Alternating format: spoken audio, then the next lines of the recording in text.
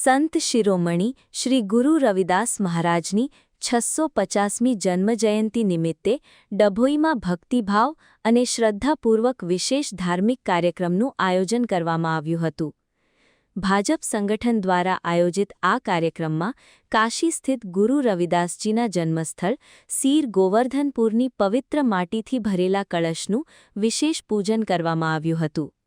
ડભોઈના શનિદેવ મંદિર ખાતે પવિત્ર કળશ સાથે કળશ યાત્રા યોજાઈ હતી.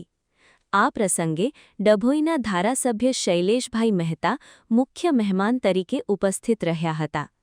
ધાર્મિક માહોલ વચ્ચે કળશનું પૂજન કરી ગુરુ રવિદાસજીને શ્રદ્ધાંજલિ અર્પણ કરવામાં આવી હતી.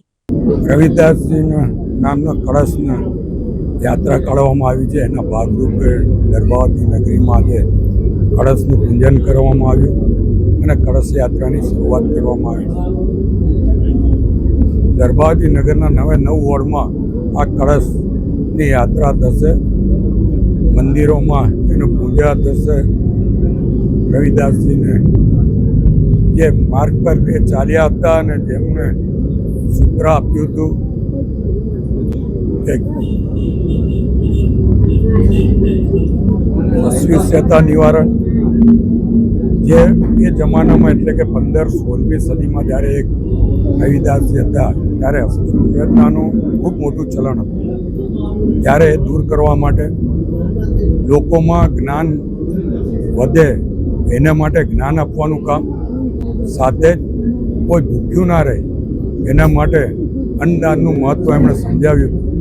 અને આપણે સૌ જોઈ શકીએ છીએ કે નરેન્દ્રભાઈ મોદી આપણા વડાપ્રધાન છે આ રવિદાસજીની કળશની યાત્રાનું પ્રેરણા આપીને એના ભાગરૂપે જ આજે દેશમાં યાત્રા નીકળી રહી છે.